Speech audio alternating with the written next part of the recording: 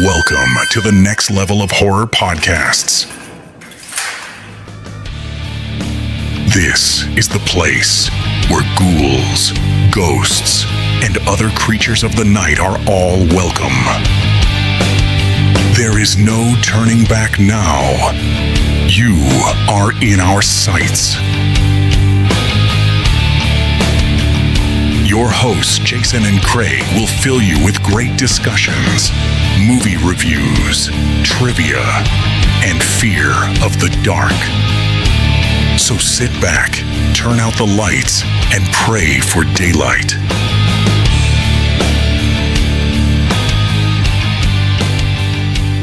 This is Retro Ghoul. Yeah, you're looking at the, as we just discussed, the inaugural episode of Retro Ghoul. Yeah, exactly. We intend to discuss horror, nostalgia, the stuff we grew up with, and the things that made us who we are, which is really what it comes down to. Yep. Hopefully dismissing the darker shit that made us who we are, but the stuff we enjoy. First off, there's going to be a lot of horror-related stuff here. I mean, both Craig and I are definitely into it. I'm Jason, by the way.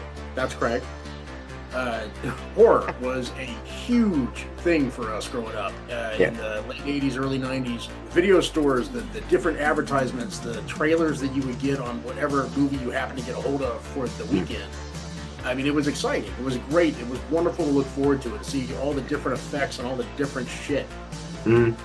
Awesome. Exactly. I mean, to this day, there are people that I absolutely still like. Barbara Crampton. I first saw her in fucking From Beyond, right? First movie I remember seeing her, actually it was Reanimator, and then it was From Beyond. And it was only Reanimator because one of my neighbors had stolen cable for the block. Like, it was like I caught her on HBO. Thing, so yeah. Yeah, no, I was young too, man. I just couldn't sleep. So I went downstairs, I started watching, and the next thing I know, I'm watching some zombie throw intestines at somebody. I'm like, well, this is fucking cool. It's true.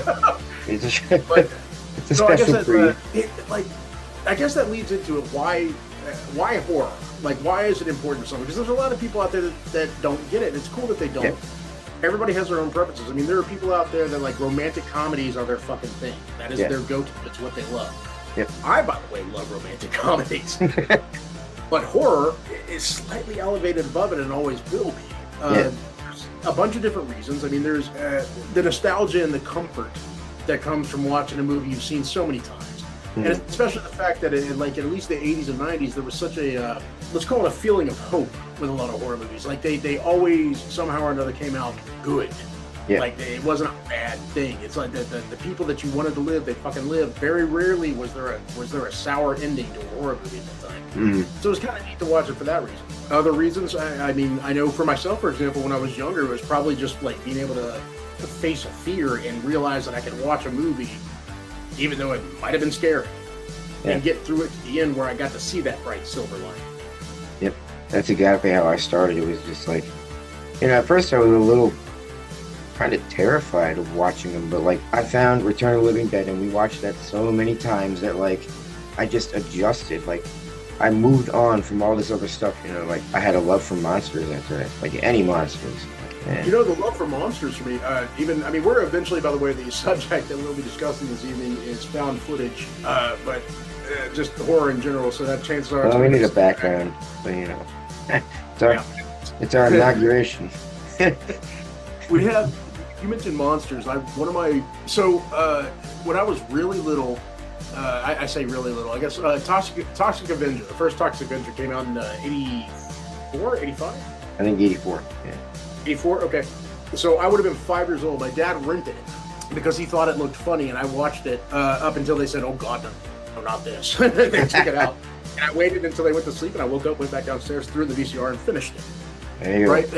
Not really horror, and definitely not appropriate for a 4 or 5 year old. But at the same time, it's like I understood on some level that, okay, fine, I'm 5 years old, and this is scary or whatever. But when I saw Young Frankenstein later and realized you could make fun of the shit, suddenly it clicked. I was like, oh God, it's just a movie. It's a character. Yeah. Even when I was younger, I remember thinking at the time, like, God, how did they make all that happen? Exactly. Like even as a kid, it wasn't like, oh, it's real somewhere. That wasn't it. It was like, how did they make that happen? the effects were awesome to me. Yeah. And then, granted, when you look at it now, it's like it's silly, but it's still fucking great. Yeah. Yeah, I just wanted to consume as much as I could after like I finally got adjusted to horror. And I remember, I think it was like first or second grade in our library, we had like, I don't even remember them. They were like orange books, like little, it was just kind of like its own little story. And they had like Dracula and Frankenstein and things like that, like universal characters, but like it went a little more in depth to who they were. Right. And I was constantly renting those books because they were just cool. You know, they had like monsters on the front and it was all orange and yeah. I did that with there were Hammer Horror FX books at the school that I went to, the elementary school I went to. So like the types of things that they did to make the Hammer Horror shit happen. Yeah. Like the one of the zombie effects that you used to see all the time was actually just oatmeal in latex, because that was a way to get lumpy, deteriorated shit to go on somebody, like stuff like that. I remember, like, I got those books, and I remember looking through those a lot. Yeah. And I do remember the horror books that you're talking about too. I remember specifically the werewolf. Yeah. Yeah. And you know, that was only I think my sister had a fear of Gamork from the Neverending Story. Like, and it's like, thought it was hilarious. She was older than me, and she was pretty mean. So I was like, I wanted to learn about werewolves. They seem like the type of people I'd want to back. The type of dogs, the type of canines. What is the proper way to refer to werewolf? The type of lupin species. I think the only way to say it with a straight face is with a lisp. No, like the Universal monsters, they're like iconic, and like they were the one thing that I could watch that like didn't scare me at first, because you know I had dreams instead of like monsters like that. I had dreams about like giant lobsters chasing me. And now that'll be ingrained in my head forever. The other one is like, I used to dream about, you know, like zombies taking over and everything. And I remember one specific dream. It was like, there was a cop at the end of the road and he was like, it's raining and you know what happens when it rains. That was after like Return of the Living Dead. I was like, oh, fuck. But I will always remember those two dreams. Night of the Comet. You mentioned the cop. That's the only reason that came to mind. So I saw, once again on Stolen Cable in the middle of the night where everybody else was asleep. I remember watching Night of the Comet, and that cop scene was one of the first jump scares that I was ever really given. I mean, granted, they existed in other movies, obviously. Yeah. Like the first notable jump scare, or the most acknowledged, or the first acknowledged jump scare was a Cat People. That was like 1930 something. That came out, right? That was the thing when the bus comes by while they're walking up. Yeah. So, but the first jump scare I remember in my life was actually the cop from Night of the Comets leaning into the window to give her a ticket. Mm-hmm. Or not give her a ticket, but to be a zombie-fied fucking cop. Yeah. Sorry, that was a sidetrack, but it's because you mentioned cops and rain, and it just immediately clicked. Like, that's a... well, I mean, it's like, it's that type of memory, it's that type of stuff that is kind of altering to your life, or to the way in which you live it, I guess. I mean, to this day, I'm 46 years old, I fucking love this shit. Mm-hmm. There's a lot of recent horror, I'm not sure how I feel, but it's so fucking bleak. But then again, horror also generally reflects the times that it's made in. If you go back to Rosemary's Babies and shit like that, you know, like when I was talking about the fact that like in the 80s and 90s we used to get good endings to horror movies, we used to get like the hero lives. I mean, look at Night of the Demons. First time I remember a black character living, right? Yeah. I mean, that was a fucking fantastic movie. I saw that once again, still on cable. Thank you, still on cable.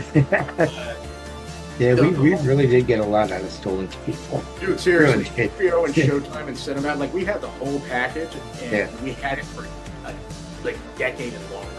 That's how it was. Like, I know what neighbor was doing it, but I never saw him do it. It's just we would lose it. Like the cable company would show up and it would be gone, and we'd be like, next day it'd be back. It was every time. See some guy climbing a tower with a screwdriver. Like, no, it wasn't. That's the thing. I never saw him do it, but I know who it was. That's the whole thing. I know who did it. I just never saw him do it. I don't think anybody ever did. Dude was a fucking ninja. Like a ghost in there. Yeah, I mean, I don't think it was the whole neighborhood. It was just our street, I'm pretty sure. Yeah. It was every time. It was like nobody talked about it. That was the other funny part. All of us had people. None of us paid for it. Yeah. You know what I mean? And nobody touched it at all. You know what you're fuckers. There's the argument, well, I didn't steal it. Yeah, but we don't even have one of those boxes, guys. Come on. You know what's happening here. Hand it over. I don't know what you're talking about. That's a fish tank.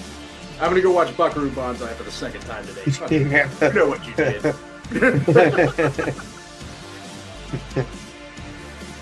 Either way, we were desensitized to a lot of it. Like, I think that's why, it stays with us, because like a comfort level, like you said before, like you it's start to depend on it. It's a, you know that the right people are gonna win. And if you, like in the 80s and 90s, once again, when we were growing up, if you lost in a horror movie at that time period, you deserved it. Yeah. You did something stupid. Something. Yeah, exactly. It was always an understandable tit for tat sort of situation. I mean, if you look at Tales from the Dark Side, for example, when the movie came out, you had the Mummy episode, right? If you shimmy, it screwed pretty hard in that, and after obviously having a bunch of other characters killed. Actually, the only one I didn't agree with that, as far as the anthology goes, though, was the Gargoyle one. I always thought that was a little unfair. Yeah. I mean, granted, he did make a promise, but even then, though, he did make a promise. True. He knew it was coming. He made a promise. Yep. And then he broke his promise. So fuck it. Maybe he deserved it. I don't know. But it was like all over. It was everywhere in that time. Like, you know what I mean? You had Tales from the Dark Side coming on at like noon on a Saturday, knowing God. We were obsessed with that kind of stuff. You know what I mean? And like it was like a golden era. You know? Freddy's Nightmares, Monsters, and Tales from the Dark Side used to be a horror block that came on when they kept trying to do other movies or other shows with it, like Werewolf and a couple of other things. Yeah. That they used to come on Channel 46 in Georgia. I would imagine it did the same thing in multiple other broadcasting areas. Every Friday night, it was either Thursday or Friday. It was Wednesday or Friday. I can't remember what it was. But it would come on and all of them would show back to back. Yeah. Oh no, it was the rebirth of Outer Limits too. They used to show on Saturday morning cartoons along with the updated version of the Twilight Zone. Yeah. Which would come on. I mean, we were inundated with it. We grew up with it. It was on exactly. And then it got like when all right. So back to the idea of it being a comfort thing. That's why it's a comfort thing. It may not be for everything, but also like I said, anybody born after a certain date, horror is a lot bleaker now than it used to be. Yeah. It's some dark fucking shit. It's still good. The endings, you can't count on it anymore. It used to be a kind of a shock factor thing, and now I'm not shocked by it anymore because it's all of them. Yeah. There are no happy endings left in horror movies. Everybody fucking dies.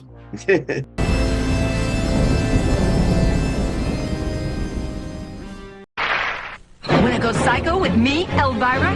Here at the Bates Motel?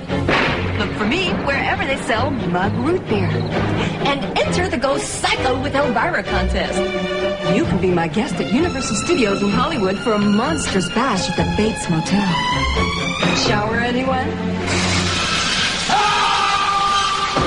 This Halloween, go psycho with Elvira and win a party with mug root beer and me. I love my mug. I love it.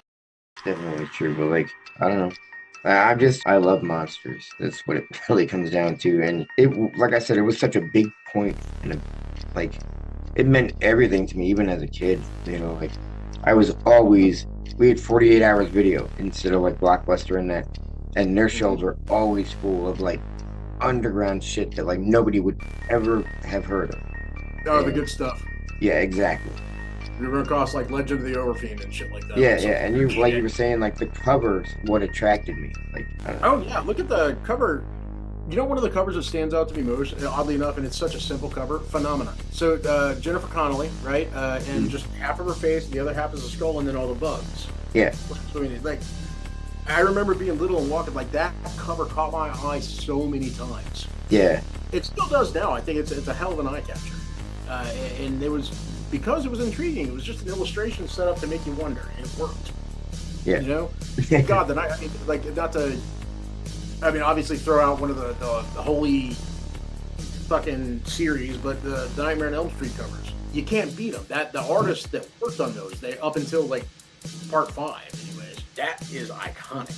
It's iconic artwork. It was dream-styled artwork. Yeah, and you're right. And it's I don't know, it just hit in a different way too, you know, like everything was different. Like nobody wanted to cross any certain lines. And now nobody gives a fuck. They'll kill like 500 kids in a row, but like there wasn't there was unspoken rules back then. You know what I mean? That like, Yeah, you don't hurt the innocent. You don't hurt a child. You don't hurt a dog. yeah, You don't hurt a cat, for that matter. I mean, like shit. Unless it actually moved the story forward, you're not going to hurt an animal. Like Pet Cemetery was one of the first I could think of where they did it for a reason. yeah, exactly. I'm sure it happened in other movies. I just can't think of one where it was done without intent. Yeah, And now it's just, like, as mentioned, it's just nonstop. It's so fucking bleak. yeah.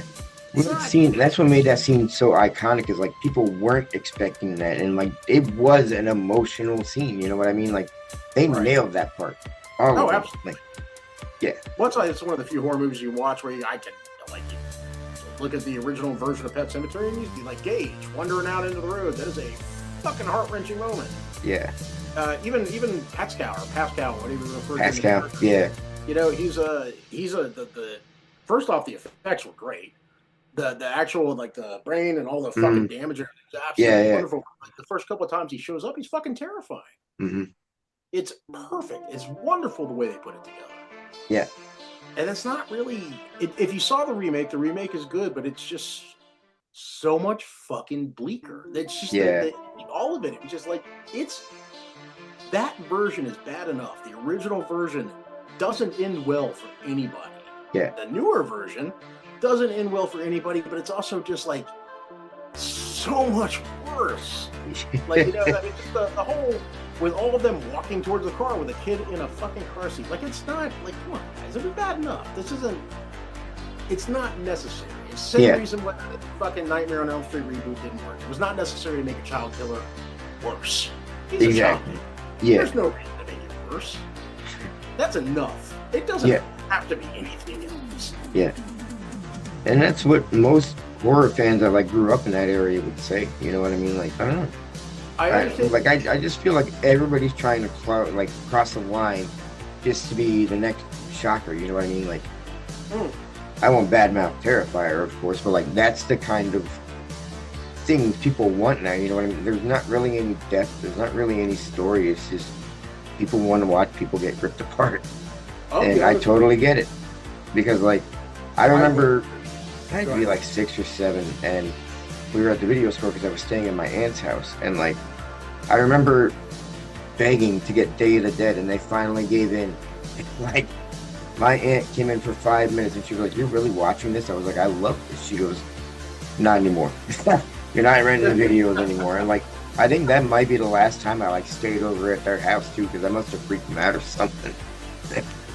Well, that's the whole thing. That also comes back to the point. Like, I'm not one of those people who like dump the normies, because I don't fucking look at it that way, because everybody's got their own preferences. I mean, there's some people that like their whole thing is documentaries. Their whole thing, like, whatever. Everybody has their preferences. I'm never going to say that mine are better than somebody else's. You have yours for a reason. Yeah. Cool. But the difference between, I think, the average horror fan and the average, like, romantic comedy fan is that horror fans don't give a shit that you don't like horror. Exactly. It's or at least most of them don't. Some of them get a little pushy about it. Yeah. But there are other people, like, it's like you don't like it, but it's like being a dick about it, about the fact that you don't like horror. Cool. I'm not making you watch it. Yeah, exactly. Yeah. I understand and respect your thoughts on this subject. Respect. Yeah. It's the same with my wife and kids. They want nothing to do with horror. So like every once in a while I can put on something easy, like they'll watch Supernatural or something like that. And like Sam's really into like the Hell House series, which brings us to found footage. And well, that's not, you know, speaking of electric, yeah. It's such an experience watching those movies with her, because you know, like, she wanted nothing to do with horror movies for the longest time, but like she found certain ones that we can bond with, at least on that aspect. Hell House, though, I will give Hell House this. They have sort of an old school approach to most of it. Yeah. And in fact, there are some jump scare moments. That's just modern horror now. That's the way it works. It's always going to happen. But most of the actual kills are off screen. Yeah. Most of the actual severe violence, like the original Hell House, was a low budget film. So they used dark lighting to fucking cover the fact that they didn't have the budget to do, I would imagine, what they would have wanted to do. And it was effective. It was the right way to do it. Hell House is an effective movie. And the second one is even better. They got a little increase in budget, and holy shit, that one is great. Absolutely. And I didn't think that the rest of them were that bad. I feel like adding more money to it, though, actually made them not quite as good, which sounds weird. Yeah. Normally you increase the budget, it gets better, but then again, I guess if you increase the budget, you also have other people interfering in the story. Have other people tell you what you cannot do. I enjoyed the last one, though. Like, that was pretty good to me. I still haven't watched it. I've been waiting. I was going to the other day, and I ended up starting to watch the Welcome to Derry stuff. Oh, yeah. Way to go. They did fucking great with that. I didn't expect them to either. I think it might get really stupid towards the end of the season. But from a kickoff, man, no, people were not wrong, dude. That thing is intense. It's an intense show. But then again, that's the guy who made *Malignant*, right? I think so, yeah. I mean, like people bitched about that, and I didn't understand why. Man, that movie was fucking great. Yeah. That was like literally you want a new and relatively decent slasher, and you are given the best possible new version of a slasher. And people are just like, well, it's stupid. Like, you're stupid. Shut the fuck up. You don't like the series. Exactly. And by the way, the Terrifier, I love Terrifier. You know I love Terrifier. I have a soft spot in my heart for it. I will always love Terrifier. But yeah, they've gotten just silly, dark, and stupid shit in order to make a dumb kill. Like the third one, like the fucking, like the fact that it happened during Christmas is cool, but it was so tenuously related to the opening scene. It didn't have to happen. None of that was necessary except to push it past those unwritten rules. Yeah. It's a kid. That's what art is. Except we already knew that's what art was. It was pretty clear early on that's what art is. Art does not. It's very clear that art does not give a fuck. Like, there is nothing he won't kill. We were well aware. You showing us that in the opening did not add to the story. It was just there. Yeah, it was just not saying I didn't like it. By the way, I want to be very clear about that. It was still fucking good. I mean, obviously, no, I don't like Terrifier at all. I'm telling you, like the worst movie ever. Worst series ever. I don't think it deserved, like, when you get horror purists that bitch about it a lot, I don't think it deserves that. Yeah. Because, like I said, I understand part of it. I understand the whole, like, this is just, they're just trying to top themselves. But that's part of the point of the movie. They are trying to top. Yeah, and everybody knows that. Everybody understands that, and that's why they love it. Like, because it does go over the top. And, you know, I think it's what we need to save the slasher genre right now, because there's not a whole lot going on. You know what the thing is I don't blame the movies for the slasher genre failing. I blame fans. Chrome Skull. Chrome Skull is a fantastic slasher. Laid to Rest is the shit. Yeah. That's where I first, like, the love that it deserves. There is so many crazy kills in that movie where, like, it hits so real, you know what I mean? Like, he doesn't need to, like, torture anybody. He just take a knife to your head and just stab you with a screwdriver or something. And record it and report back to whatever, and incidentally, there's this whole secret cabal backing it, and it's like, the second movie is also good. Yeah. Like, unfortunately, the writer and director, I think, died. I think so. Very sad, because I know that there was a third one in the works. Yeah. I'm hoping someone will pick up the mantle and run with that shit. Because, like I said, I feel like people are waiting to discover that. Dude, Chrome Skull, like people, like I said, if the slasher genre is dying, it's not because people don't like the people making it. They love it. They want it to succeed, and some of us want it to succeed too. We want to see it. It's not the movies; it's the fans. The fans. Yeah. And it's not.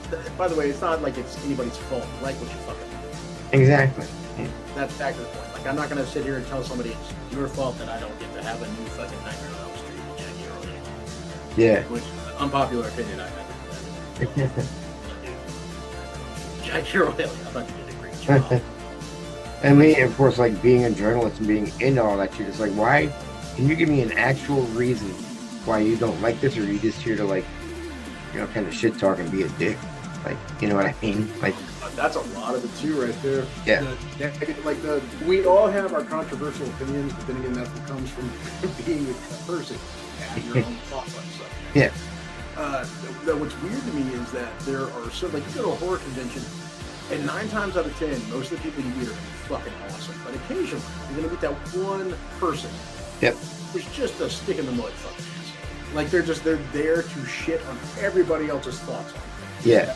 The only reason they show up is to be like, I've got way more experience than you do. And that's cool, if Yeah. that's what you think. But if it's a weird fucking flex, man. It is. It's not like, these are movies we love. It's a genre that we just love. Yeah. There's no reason to love it more than I do. I don't fucking care. Yeah. Nobody here cares about how much you love it. I would imagine, by the way, that's not unique to horror. My guess is that applies to fucking everything. If you went to a skateboarding convention, you're going to find the same thing. Yep. Fucking hell, any punk rock show, you're going to find the same thing immediately. Yeah. That is definitely true. I remember this band. Man, what didn't play. All right. That's fucking weird. That's weird. That's weird. Yeah. You just weird, buddy. I mean, it's cool, but it's weird. Yeah. That's what I mean. We Like, were originally supposed to discuss found footage, by the way.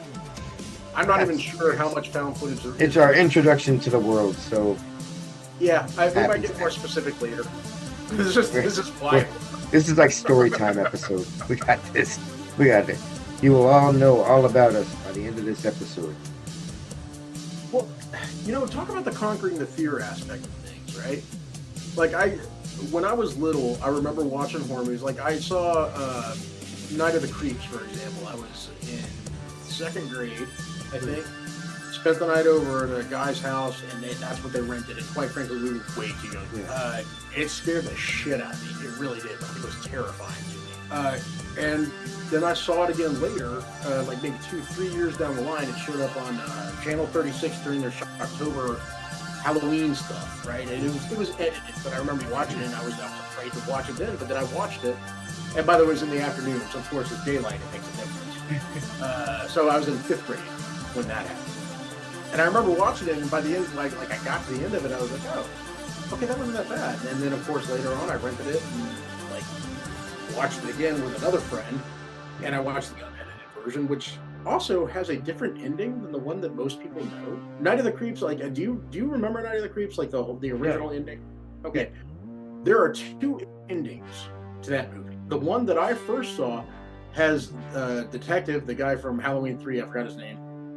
Which is sad because I fucking love him. What is his name?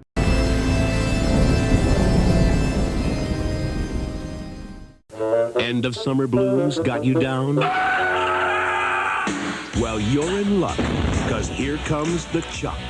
No, you're dead. We killed you. Wrong again, wimp. Chucky's back, and this time, he's looking for a new recruit. Just think, Chucky's gonna be bro. Child's Play 3, rated R, starts tomorrow at theaters everywhere. I don't know. Either way, it's his burnt body walking past a graveyard, falling over, and a bunch of the fucking worms getting out of his head and going into the graveyard, which I felt was supposed to be like, this is how Night of the Living Dead started. Yeah. Like, I remember when I was a little kid, I was like, that's what that's supposed to be. They made like a prequel to Night of the Living Dead. And then there's the other version where he dies in the basement and everybody lives happily ever after. And there's, like I said, two different endings. The one that I saw was the one where he walks and his head pops. Yeah. But either way, the point is that I remember watching it and feeling all good about myself because I wasn't hiding behind my hands. I wasn't holding my ears at the parts. I just watched it. And like I said, I started to realize the artistry that went into the effects. Yeah. Like that started clicking, and then I started trying to figure out how that shit would work and what you'd have to do to make it work. Yeah. And suddenly horror became like this whole artistic safe haven up until the advent of CGI. And then that's when things got. Bearing in mind, I don't hate it. It got a little weird to me. Yeah, it got a little overused. Like it became unoriginal. You know, like every effect looked the same. Like you didn't have. If you looked at like an American Werewolf in London, like obviously the first ever VFX transformation scene of a werewolf seen in real time or whatever. Yeah. If you looked at that, or even if you looked at The Howling with the cutaways transformations with the serial killer at the beginning of the movie. there's something there that feels organic and warm. It's scarier because it's happening and your eyes see it happening in the film, but your brain accepts it as, yes, this is occurring. You can see it, and it's happening. And then you have the computer shit where it's like something just goes, and suddenly it's fucking there. It's like, go back to your homes, you sparkly vampires and stupid. Please. It's fucking too much. We're all look dumb, I don't think. Well, there was a lot more passion. Like, I mean, look at Tom Savini. Like, look at Dawn of the Dead when they blacked the zombie's head apart. That was all like trash that he found in like fake blood, and he just to make it look like that. Well, it's not even that. When you look at someone like Tom Savini, like he's fucking taking pictures in Vietnam, like going there and see it, like he saw it. He saw it and reproduced it. My guess is that was partially his way of working through trauma. It would have to be. Probably, yeah. That's a very good point. Did fucking very well with it. I mean, there is not a Tom Savini effect that doesn't hold up, in my opinion. They all hold up. Jason's original fucking shift on his head. Yeah. The fucking shit he got. It holds up. Yeah. You know? Or the axe cut. It looks good. It looks good now. It will always look good. It was meant to be that. Once again, I can't shit on computer graphics entirely because they gave us, quite frankly, a lot of different types of films. Like a lot of fantasy films we never would have gotten otherwise. You know? Yeah, I mean, if you that's look at true. Lord of the Rings stuff, which they tried to do as much as they could practically, they still had to use computer-generated graphics to make it more acceptable. Yeah. Which is fine because they're great. They're brilliant. But then you move on to The Hobbit, where Peter Jackson just wasn't that into it anymore, and it was done all on green screens. Yeah. It lost all of its heart. Yeah. I mean, they're still good because it's a great story, but it's not as good. Yeah. I don't know. It is a sad thing to me that I'm afraid that we are losing something in the VFX shit. I don't know if it's just because I'm older. Maybe it is. I don't know. Maybe I'm like one of those like old man shouting at clouds kind of situation. Get off my lawn. Yeah, exactly. Yeah. I mean, go away, graphics.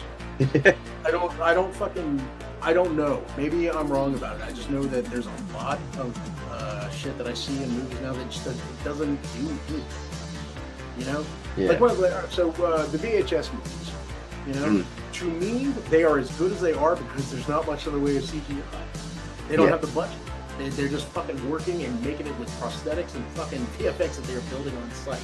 Yep. And it's wonderful because even the most recent fucking version of it, like that's pretty fucking gnarly. It's awesome. If you are looking for some pretty fucked up shit in a movie, that's a great movie. Absolutely. What was it? VHS Halloween, right? Yeah. Yeah, okay. Fucking great. It's absolutely wonderful. It's got even a couple of possible icons that have yet to be further expanded upon. Very true. I mean, look at All Hallows Eve. Like, it gave birth to Art the Clown. You know what's funny about that? You mentioned All Hallows Eve. I still think All Hallows Eve holds up. It does. The only one I was not fond of was like the alien story. I don't know. I don't know. No, it wasn't. Okay, so it was a little off, but then again, that comes down to whether or not you have a preference for sci-fi horror. Yeah. Which some people like. I don't. I got it for some things, like, but it's got to be relatively intelligent sci-fi horror. It's gotta be, I mean, they really made it look terrifying. They really did. Like, I don't know. I think that I feel a little bad for the original art. Though I know it sounds weird. I like Damien. I think he's fucking great. David, he's wonderful. Yeah. Absolutely perfect. He is the only art I can imagine now. And I feel bad for the original guy because he was menacing. He was scary. Yeah. He just wasn't as... He had the facial features, but he didn't. You know what I mean? Like... There's the glee that Thornton can drop in on his shit is what's different. Like the bigger dude definitely had the menace just due to his size. Like he was a big guy. And his size was slightly freaky. He's there in this stupid little fucking outfit. Thornton, on the other hand, carries actual... Like, he goes from just silliness and humor to menace. Yep. Drop of a hat. Like something that... While still being humorous. Like, you could tell Art, like, enjoys every single kill. Like, you could see the glee in him, and, like, nobody could ever do that like he could. Like, Yeah, no, I think David Howard Thornton is Art the Clown, you know. right. And we talked And about yeah, you're right. It sucks for the other guy. It sucks for Mike, but he had the minute. He had the minutes. He just does not have the ability to convey the fact that Art, in the way that Thornton plays him,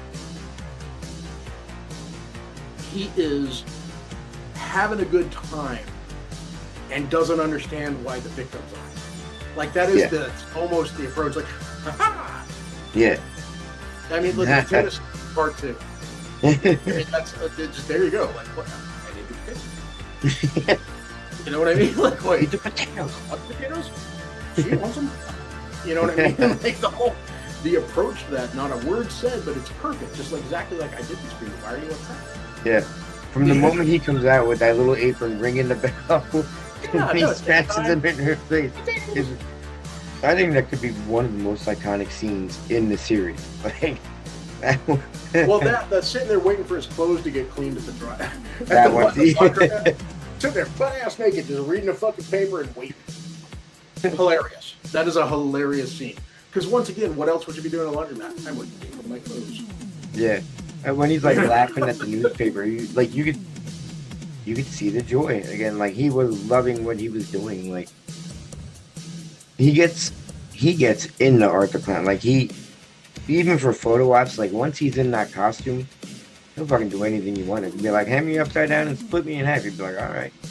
I do remember you because I mean you've gone to a couple of things. I do remember you saying like once he's in costume he doesn't talk. Yep. Like it's played horn honks and fucking miming. Basically, Yep. Right? Yeah, if you ever watch convention videos, like that's what even if he's just walking around, like he loves fucking with people. He really does. There's a level of dedication there that I definitely respect. Yeah. And I like the fact that Daniel Leone, I do like the fact that he was like, I want to make horror that, well, I mean, I guess back to that triggers me. I mean, it was the same type of shit we grew up with. I'm imagining that's what he wanted to make that kind of horror. And the first Terrifier definitely stands out that way. Absolutely. Granted, it pushes some fucking boundaries, but it definitely feels like a fucking 80s horror. It's meant to It does, and they make it seem like one too, you know, because it's not too modern. Like, if you look at the movies, like it's, I don't know, it's supposed to be like a certain time period, you know, and I don't know. I'll be honest with you, I do think that this is turning into a Terrifier discussion. Yeah, well. The third one I will say, and I did like it, by the way, I need to preface that. I did like the third one. I own it. I would fucking pay to see it again in theaters. I enjoyed it. Yeah. But I feel like they sort of lost their way with what they were doing. I feel like they almost felt like they had to go over the top because that's what people were expecting. They were trying to top what they did. Like you had the glass-stivation scene, which is, I mean, wrong. It didn't really serve a purpose. It served no actual purpose to the furtherance of the story. It's like the chainsaw scene. Everybody loves the chainsaw scene, but like it was over the top. It didn't feel like there was any heart in it. You know what I mean? No, like because the characters didn't matter. They weren't important. Yeah. They made no Yeah, difference. exactly. They were just there to die. Yeah. And that's like the other two movies that didn't happen. The characters all mattered. All of them. Yeah. Yeah. They may not have mattered much, but they mattered. The third one, but then again, I also don't get me wrong, I don't mean to imply there was some kind of cash grab. I don't think it was. I do think that they had a vague idea to further Art's story itself, because I mean the way it ends, it very clearly further alluded to the fucking door and the magic shit from part 2. Yeah. You know? And from what I understand, part 4 is going to wrap that up. And so that's my understanding. Yeah, they're going to get his entire backstory. Right, which is it's necessary at this point. I need to know. That's It's intriguing, but please, they can just kill fucking random college people because I don't give a shit about that. That's Some true. people do. Some people want to see what you can put on a screen, which is cool. Yeah. I'd like to see a story that matters. Yeah. And so, like the first two, the stories mattered. It was there. It may have been on the fly, and they may have been fucking making it up as they went, but it mattered. Yeah. Like I said, I think they were kind of felt like they were forced to make it over the top, because if you look at a chainsaw scene, it's pretty tame to what happened in 1 and 2. Like, it's. Yeah, that's when people. But if we look at the bedroom scene, like, you know what I mean? He tortured her, like. And they Yeah, went that was- moment by moment yeah. on that. There were some good kills in Terrifier 3, but like everybody was on about the chainsaw scene. It was great, but like It was I don't good, see but it as was iconic good. as the rest of the scenes. No, Like, it definitely wasn't. And there was like honestly, people go on with the chainsaw scene, like the fucking rat thing was worse. the rat, yeah. Yeah. It was like people like if they do mention like, oh yeah, that was tough, but man, the chainsaw thing. It's like no, it was way worse. The chainsaw Yeah. thing, it was again the effects were great in it, but there wasn't any. It didn't matter. They weren't important characters. They didn't matter. Yeah. There was nothing about them that made any difference at all. Exactly. Like look at Chris Jericho, just because he was like at the end like of the first one, or I mean of the second one, he was there in the beginning of the first one. But like they say it's like I don't know, it's confusing because they say after the beginning, they say it's 5 years later. But Yeah. I don't so I feel like they just wanted to put that in just for shock value, just to be like, fuck you, we do what we want, you know. Because like you said, it really had nothing to do with the story at all. Well, oddly enough, I'm actually okay with that. It's not, that isn't the part that bothers me. No, actually, none of it bothers me. They're going to do what they're going to do. It's their story. Please run with it. I'm here on the train. I'm ready to watch till the end. Oh yeah, I'm dedicated as can be. But I'm just hoping you can get me wrapped up in a way where I actually give a shit again. yeah, Because that's where it turned out. Like by the end of the, like I didn't care about almost any character that died in the third part. yeah, I cared of like kids at the beginning, but like you said, that felt like sort of a cheap shot. It was similar to.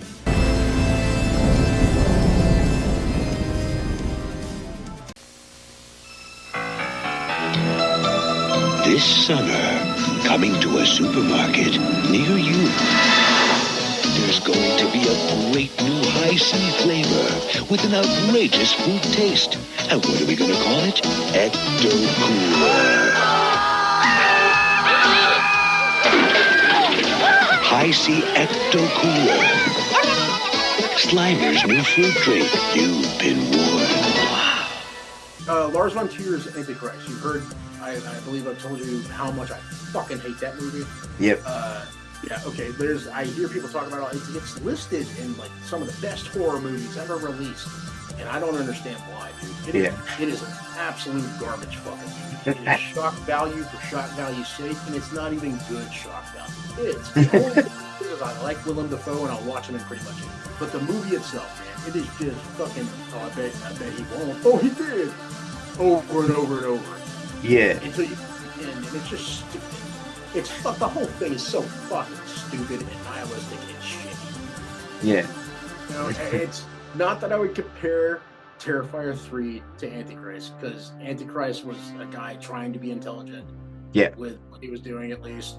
Whereas Terrifier was a guy trying to make a really surprising horror movie. There is a difference. But I had a similar feeling after they were done. Like it was, y'all did good with the effects, but man, it's just. it felt forced. Like Yeah. That's the best way to put it. It felt forced. yeah. And I think because of the success of the second one, I don't think they really. Not that I think I like the third one the best, to be honest. But I mean, let's face it. Like it didn't carry the same humor. It didn't carry the same like style kills. It was just over the top, you know. And Which is fine. Again, it is fine. That is what people expected. You were Yeah. not wrong about that. That is what people were expecting. But I Yeah. feel like they were carrying so much that they lost track of the actual any story. Now, granted, I do think the story, like I said, I know that from the first one and the second one, like they even said they were sort of making it up as they went. yeah, Around, like the second one, they were just like kind of throwing it out there and seeing what stuck. Yeah. Which is, but when they were thinking about it on the fly, they were coming up with something that worked. When they did this, they were just trying to come up with the top kills. yeah, exactly. They just wanted to put it out as fast as possible, and I would too if I had that success from like a second movie, because that blew up. Like everybody, he's as iconic as Michael Myers right now, because everybody, even if they don't watch the movies, they know his name, you know. And that's No, absolutely. Art, Yeah. you know what's funny? There's a little shop downtown here. They have, some artists will graphite like pictures like Eminem or whoever, and they'll sell them Yeah. music stuff like that. Yeah. So someone did it with a bunch of horror icons. So like one of the sheets was like Freddy Krueger and Michael Myers and all these other people, and then one of the other sheets was Art the Clown and Pinhead. Okay, but that's the whole thing. It's like Art the Clown is with Pinhead. Yeah. On the sheet, like somebody like was like, oh yeah, slashers. Let's draw some fucking horror villains, and Art the Clown was in there. Yeah. He's in the echelon now. He's in the ranks. It's not. There are so many. Like I mean, Chrome School we talked about earlier. Not in the ranks. No, like when you talk about a fucking slasher, no one's like, what about Chrome School? Which, again, is really shitty because you fucking should be. Yeah. But the point is, there's a lot of slashers that swing and fucking miss. Yeah. Art hit. Every time. Yeah, absolutely. And the fact is, like I said, I own Part 3. I have watched Part 3 multiple times. Yeah. So if I've come off as if I don't like it. I don't want to make that be the case. I do like it.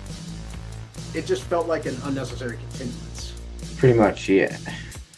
I do wonder if people back in the day felt that way about Friday the 13th and Nightmare on Elm Street and all the other movies in theaters. Because like I'm sure there's always been critics. Like if you look at Halloween, like nobody expected it to make that far. Like it didn't do good in theaters at all until like a few years later, and then everybody caught on to it.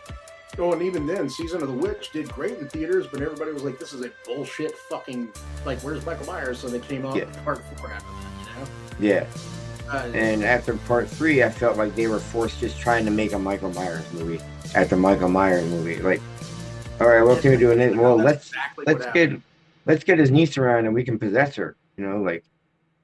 Well, that's back to the Friday the 13th stuff. Like you had the first part, which was a hop on the bandwagon fucking slasher. That is what it was. Like it wasn't original. Yeah. But then it found its stride with Part 2, and then Part 3 really went above and beyond. And then after that, every part was just, how silly and stupid can we fucking make this? Like, I mean, shit, he was a zombie by Part 6. You know what I mean? Like, he was literally a rotting corpse. Yeah. Like, at least in the originals, they were implying that he was just tough and kept living somehow. And then was like, oh, he's fucking dead. It just keeps coming back. Cool. Please explain it. Like, make it make sense. And then didn't make sense until a fan made fucking Jason dies. Or, Jason goes to hell. Yeah. That's when it made sense. And that's only because he had to take Sam Raimi's universe and fucking bring it in. Mm-hmm. Which, by the way, if nobody's ever found this out, Jason's a deadite. According to Jason Goes to Hell, Jason is a deadite. Which is the only explanation you're ever going to fucking get. Yeah. It's acceptable to me. I'll let it go. That's fine. Cool. He's a deadite. Yeah. Cool. And part Jason X, I let it go because it was Kane Hodder's last run. Yeah, that's true. I liked it because it was fucking Kane Hodder. I will watch him.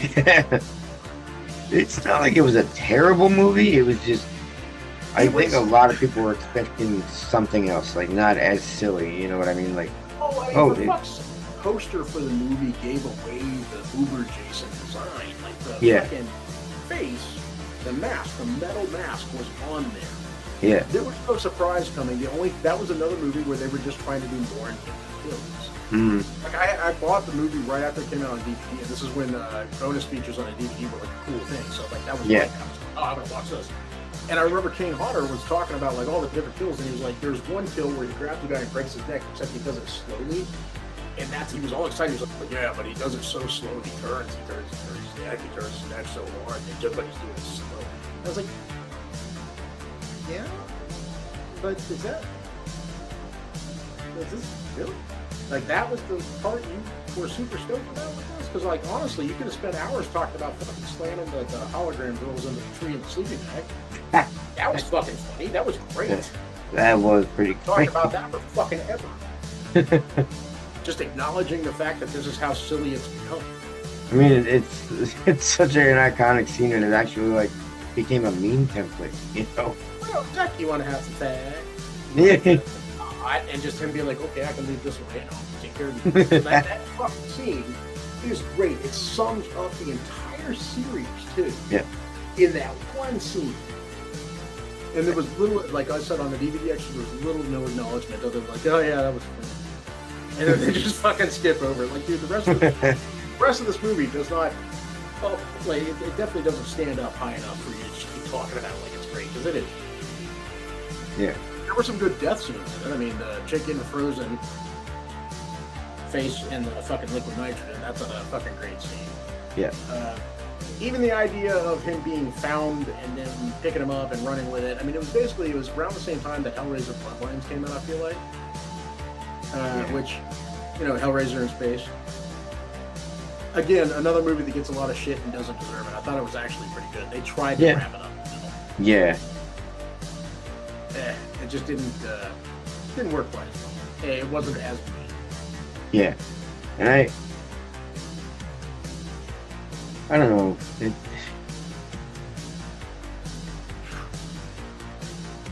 It's hard to explain, you know what I mean? Like, the kills from back then compared to what they are now, like you said, even in Sleepaway Camp, like the boiling water moment is insane. Like the visual effects are absolutely there's nuts. There's a bit of a gut punch that comes. Like you do, even when it's telegraphed, even when you know it's coming, that somehow or another makes it worse. Yeah. Like knowing that it's coming and then it fucking hits and you're just like, ah. Yeah, and they did that scene slowly where like you could see him inch his way and you're like, when's it gonna happen? When's it gonna happen? And you think he's gonna like fall into the pot, but instead it falls on him. Like, I don't know. Like, there is something to be said. I mean, I guess there was a. All right, on the other channel we talked to Ernst, right? The baby from 13 Ghosts. Yep. The terrible child. Was it terrible child? Dire child. No, dire mother, terrible child. Is that right? I think so. Yeah. I feel like that's right, but I might be thinking about fucking Metal Gear Solid 2 and 2 regular children. I don't quite remember. The thing is like he was talking about something in relation to that, and the fact that like there is something to be said for actual people being on stage in makeup and giving people the ability to react to it. I feel like that's part of the warmth that, or part of what we're missing with the CGI shit. It's like the fact is like most like these people are reacting to a guy in a green suit or to a tennis ball held on a stick. Yeah. And like it takes a really, really good actor to be able to act with a tennis ball on a stick. Like it is like the reason why some of the Marvel movies don't work out very well. It's not because the actors are bad, it's because of the situation they're acting in. Yeah. Also because a lot of the movies are getting rewritten as they act. But the point is, like, you need to be a world-class actor to act with that shit. And you don't see that horror movies. They're not world-class actors. A lot of times they're people that are just getting into it. Yeah, a lot of times. And then there's people that are like, you know, they did one horror movie and like they just like Linnea Quigley. Look at that. Like I don't think she has done anything other than horror. Like she is. Quigley, no, she made workout videos based on it. I mean, she's literally like she managed to expand well, and she's had a great career at conventions afterwards because she was an iconic person in the horror genres that we fucking grew up with. Yep. But at the end of the day, she never really made it out past that. No. She was in, I mean, like she did She did Neon Freaks. Neon Freaks. And then she was also in recently. She was in the Barn series. I think in the first one she made an appearance. Right. Well, that's the thing, though. She was an appearance to fucking because that was a movie made for fans. Yeah. And that is the reason why it holds up. Like, and there is that the people that are making those movies know who they're making them for. Yeah. Exactly. Back to Terrifier, Damien Leone knows who he's making the movies. And those people are. This is what we grew up wanting. Now, granted, he also wanted to. I think he said in multiple interviews, like he wanted to see how much shit he could get away with it. Which is cool. I just feel like that maybe took precedence over the story, which is sad. Yeah. Not. It doesn't make it unwatchable. It just makes it. You really have to go that far. You know what I mean? Like, you know, I love every single kill in Terrifier. Like it. No, they're all great. They're all great. There's a level of intensity. Yeah. That goes into a chick getting sawed in half. Yeah. That, like, you have gotten to know her as a character. You know she is this other character's best friend, and that she, like, this is being done to torment like that. That scene hits because you sort of thought she was cool too. Like she was making fun of him at the beginning of the movie. Yeah. You know, like it was so silly. And then she was going to carry on with her life, except she didn't. It is an intense moment for that reason. In the second movie, same thing. You get to know the characters. You get to know the characters are like, it's over, it's done with. And like that is the same premise for so many films. It's over, it's done with. It's not going to happen again. Except you know it will. But you know, like those characters were expanded and watched enough, and they talked enough to let you know that they believe that they care. There was none of them were shitty. The shitty ones fucking died early. They were killed fast. I mean, one of them got turned into a candy. And that's what you get for not giving candy to someone who knocks on your door on Halloween. Here, just fill the bag. And their mother was an asshole. I'm sorry. The mashed potatoes thing, that's part of why it made me laugh. And that and when she got her head blown off. I wish it on anybody in real life, but that shit was hilarious. The fucking head like flying across the room, splattering. Like, that should have happened. I don't know why it should have happened, but I accepted it and liked it. I will say, like, they made Sienna's story like 10 times better just by doing like, hey, she was locked up for like 5 years and then, you know. Oh yeah, well, see, that's the other thing too. Like making her the backstory with her dad alluded to, but not actually clarified. But there's enough there for you to sort of piece some shit together. Yeah. And my assumption is that they were doing that specifically because they had ideas but didn't know for sure where they wanted to go. Yeah. And then they sort of like stepped over that altogether in the third one. It had nothing to do with anything, which is back to the reason why the third one is still good. It just doesn't. It was a filler. Yeah. And it's not even a filler necessarily. It's an unnecessary filler. Pretty much. Yep. This is not once again, except for the ending. The ending was a great way to segue to the next part. You know, I am hoping that they actually did sit down and really think about it. And I do also, I wouldn't blame them if they couldn't come up to a conclusion because they went some crazy fucking routes in the first three. And like if they don't come up with a great way around it out, I'm not going to blame them. I'm going to watch it regardless. I'll buy it too. Oh yeah. I am happy about the fact that it's being done at all. It is, to me, the little engine that fucking could. Which also, that's the other thing, back to why horror.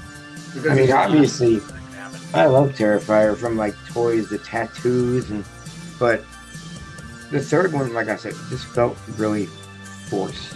And the one thing I did not really like was the fact of Victoria. Like, her talking kind of ruined that whole pair for me. You know what I mean? Like, I liked the pale girl being quiet, but manic in her expressionism. I enjoyed the way that it was basically the upper end of Mark's mannerisms attached to a small child. Yeah. The Victoria thing, I get it. The entity moved, and that's that as described the entity. That's cool.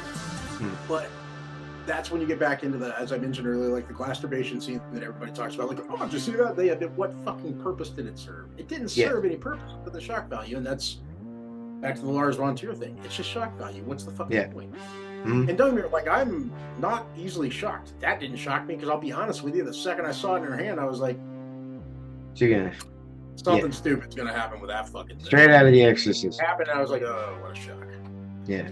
That's the problem, I think, is if you are a avid horror person, some of the stuff, like, they went so far around the bend of trying to make things something that you have not seen before that they came back and met themselves.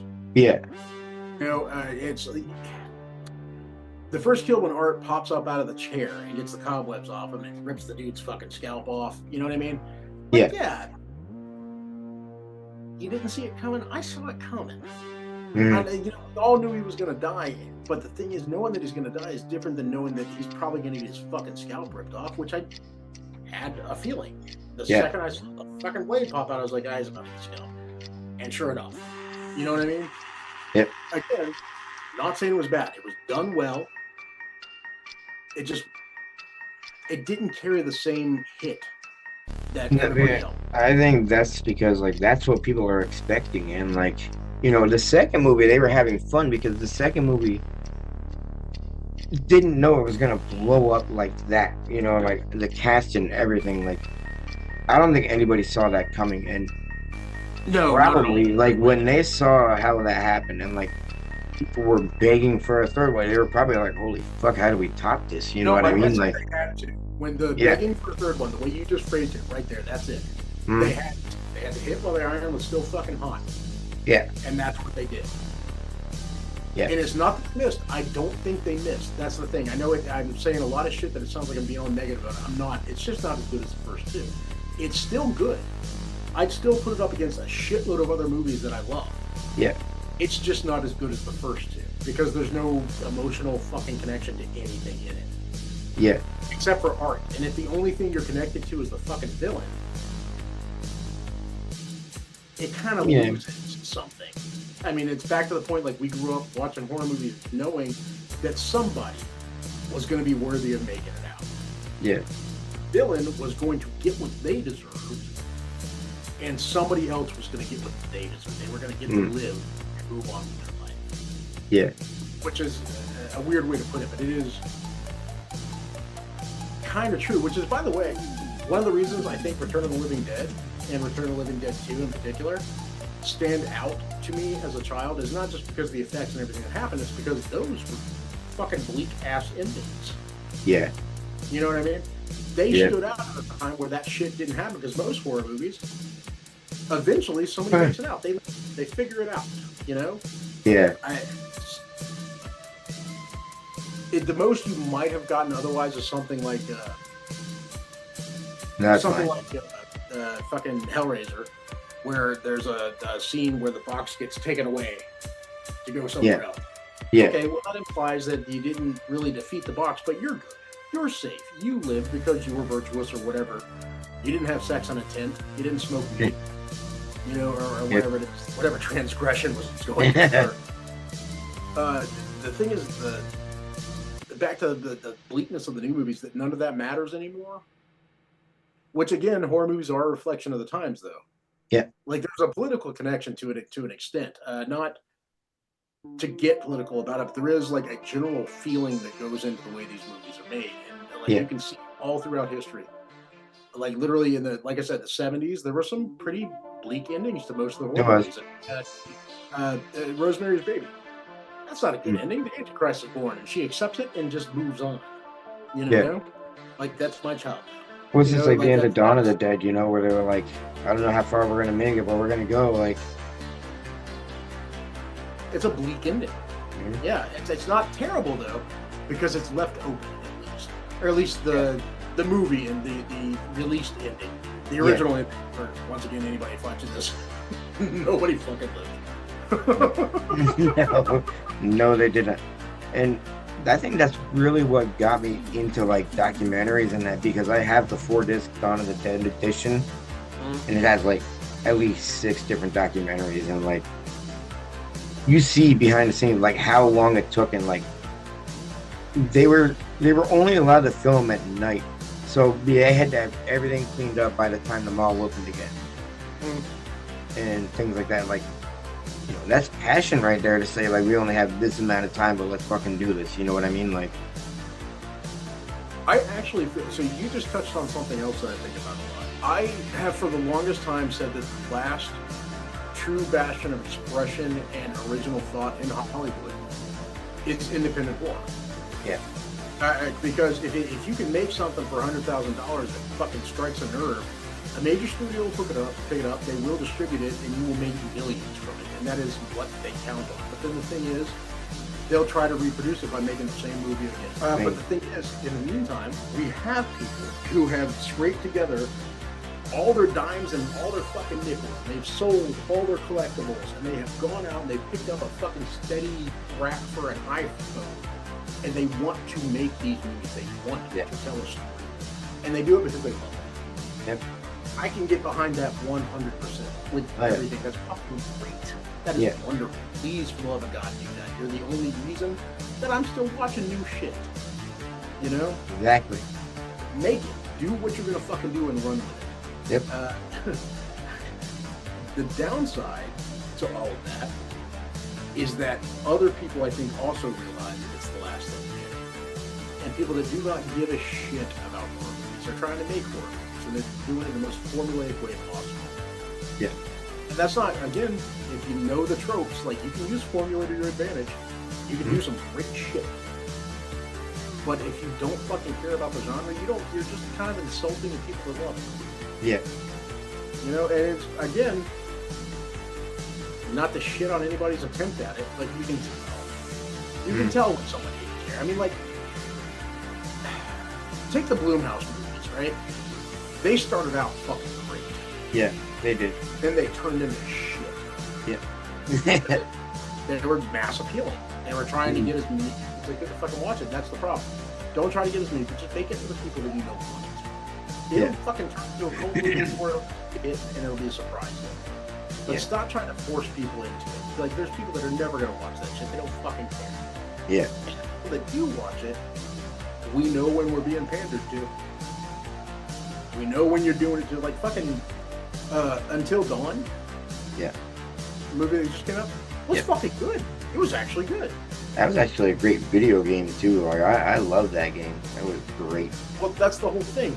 It was good because it was based on a game. It was written by indie developers who wanted to make a horror game.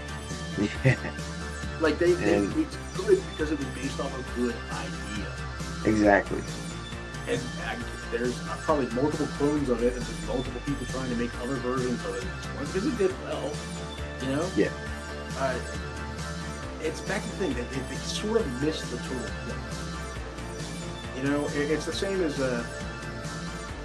I was worried when Deadpool came out and did as well as it did that suddenly all the different fucking DC studios were going to start trying, or not DC, but the comic book studios were going to start trying to release R-rated movies because Deadpool did good, and they were going to try and fucking amp up the adult quality and the shit that they were releasing, and they did.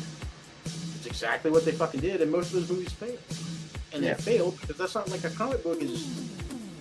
I don't need it to be adult. I need it to be a comic book. Yeah. I need superheroes. I don't need fucking adult themes and shit. I don't care about adult themes. I care about super strong people beating up bad guys. You know? Exactly. And that's kind of with the horror thing. I don't need the same story over and over again. I need an original idea that I know is out there. There are some brilliant ideas. I mean, you see it all. You can go on YouTube and watch the shorts that some of these kids make. They're fucking great. Like Billy and I, we did a little thing. I never think percent recorded to you. I have it on my computer. But we did a thing where we watched YouTube videos, just these little shorts. Yeah. They're good. There are no special effects. There's nothing big in them. But they're scary, or at least as scary as they make them. They were filmed on a fucking iPhone, but they were done well. They were done with look for the genre. Yeah. Which, back to the point, I think we're in a weird sort of situation right now with the last place that original thought a good idea was turned into something that people want to consume. It's sort of in danger. Because people have realized this is the last place you could do it. And they have also realized that people are hungry for it. So we're gonna end up with a shitload of clones of a bunch of different movies we've seen before. It's gonna be made by people that don't really care. It's gonna be making studios stepping in to ask if they can add a Coke in the scene. Yeah. You know, I don't know. It is what it is.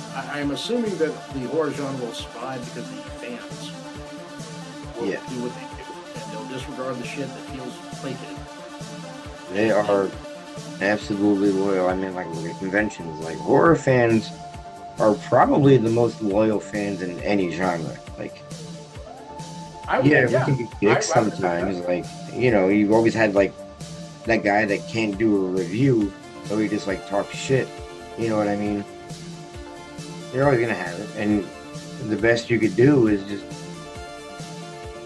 keep carrying on. Like, you know what I mean? Like, there's always gonna be people like that, and I think that actually stops a lot of people from like expressing that they like the movie, because if they do in a comment section, somebody was like, that movie's shit, and like, you know, they take all the joy that you had watching it away instantly. Social media is definitely crap. Well, let's take your love for children shouldn't play with dead. Okay. No, here's the thing about that. I think I've said this to you before. I understand why it's important. It's not my thing, but then again, I know for a fact there's horror movies that I'd like to The Pit. I love The Pit. That's a fucking terrible movie. but I can. You know what I mean? There's not a moment like if somebody came to me and started talking to me about Pitt, I could extol the virtues of it nonstop. Tell you why I loved it, why it was fucking great. But at the end of the day, I can also acknowledge that it's a garbage. It's trash. It's absolute shit. It's a guy in a fucking pit behind a kid's house who happens to be a fucking psychopath that listens to a teddy bear. That's a weird fucking scene. You know what I mean? And I can acknowledge it. I mean, I've watched it so many times growing up that I can't. Like Rawhead Rex, dude. Rawhead Rex. Clive Barker fucking hated the movie. The second he saw the monster, he was like, man, it looks like a dick. And the second I found out he said that, I went back and watched it. I was like, oh my god, that looks like a dick with a big mouth. He's fucking right. You know what I mean? But when I was thinking about it, I loved it. I fucking loved that. So back to the children shouldn't play with that. It's not my cup of tea, but I get why it matters. Yeah. You know? And that, by the way, is part of what I'm a little afraid that we're losing. There are too many, like, I don't know if it's because of social media or if it's just because, like I said, there is always that one guy at every convention that's like, your opinion's stupid, man. It's not ours. Yeah. You know what I mean? Cool. If that's what you think, that's great. It's a weird flex. Again, it's weird that you show up here. Yeah. The only goal is to know more than those around and to have better taste. That's a weird fucking flex. I hope you make it out of your mom's basement. I think it would be great if you did. If you don't, that's also fine. But maybe acknowledge the fact that we're all here for the same thing. Fucking love it. Like we enjoy something, like don't take that away from people. You know what I mean? Like if you don't find something, like, you know, being a journalist, if you find something you don't like, you still have to be unbiased. You know what I mean? Like you have to work it out to politely say this is what I didn't like about it, or this is what I did. And you know, people don't put depth into that. It's like, oh, it was shit. Well, why do you think it's shit? Oh, it just is. Like, oh no, that's one of my favorite. Actually, what you just said right there, it just is. All right, so I mean, tell me you don't know without telling me you don't. Exactly. Like it's not. I don't disagree with your thoughts. Maybe you didn't like it, but maybe you have to acknowledge that just because you didn't like it doesn't mean it didn't have virtue. Yeah. That's on you. I mean, like if there's name a horror movie that conclusively every horror fan is like, nope, that's a great one. My thoughts: The Exorcist. My suspicion is The Exorcist. Probably there's nobody out there that could be like, that's a piece of shit. Yeah. It's fucking good. It is good. It hits where it's supposed to hit. It does its job. It's the same with the original Shining. Like, the same way. I don't know how I feel about that. All right, so The Shining stands out to me because I saw it when I was younger, right? There are multiple scenes in it that are they're fucking terrifying, especially if you're a little kid and you don't have context.